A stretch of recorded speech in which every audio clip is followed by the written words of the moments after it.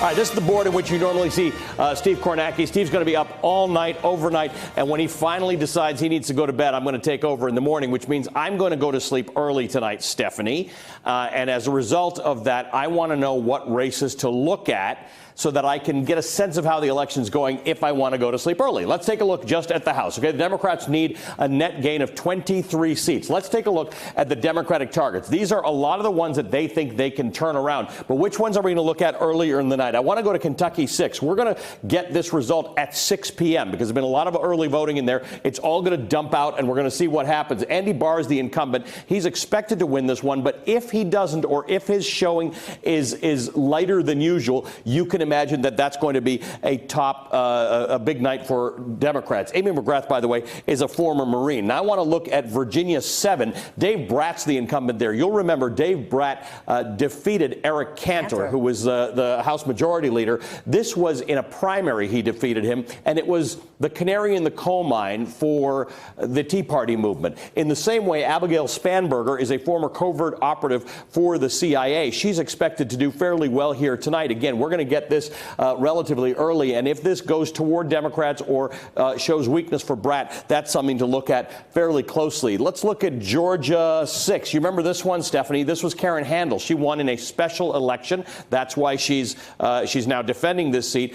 Lucy McBath is running against her. Lucy McBath, this is still expected to go to Karen Handel, but if she doesn't do as strongly there in Georgia, we'll be looking at that. Part of the reason this is interesting is because when we're looking at Georgia, everybody's attention is going to be on that gubernatorial race with Stacey Abrams, who, if she wins, becomes the first black female governor in America. But this is an interesting one to watch for purposes of the Senate. Let's go to Florida 15 right now. This is an interesting one. This is located between Tampa and Orlando. It's a seat that Dennis Ross is retiring from. The Republican is Ross Spano. Kristen Carlson is the Democrat in here. Again, Florida is going to be a tough one because we're looking at that gubernatorial race between Andrew Gillum and Ron DeSantis. We're also looking at the Senate race, which Bill Nelson is holding off a challenge from the current governor, Rick Scott. But if this ends up going toward the Democrats, it's a harbinger of things to come. And finally, I want to go to Pennsylvania 1. Pennsylvania is my version of New Jersey. It's the other state that I live in. This is in the Philly suburbs. The incumbent is Brian Fitzpatrick, but those Philly suburbs, what they call the collar counties, this is Bucks County. It's a little beyond that. You know it well. If this starts to go there, then we'll get some sense of what's going on. Pennsylvania, as you know, went for Trump last time.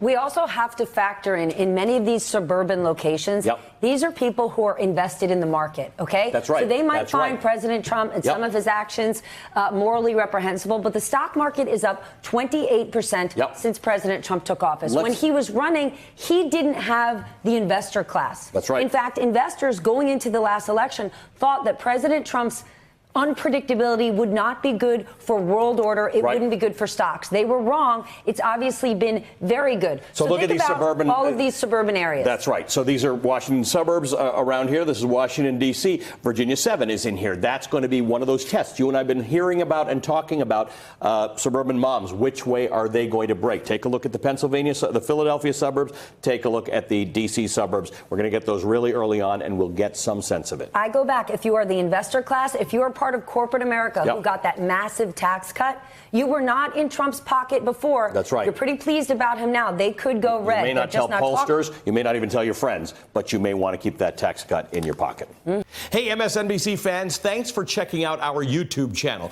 Subscribe by clicking on that button down there and click on any of the videos here to watch the latest interviews and highlights. You can get more MSNBC for free every day with our newsletters. Just visit msnbc.com/newsletters to sign up now.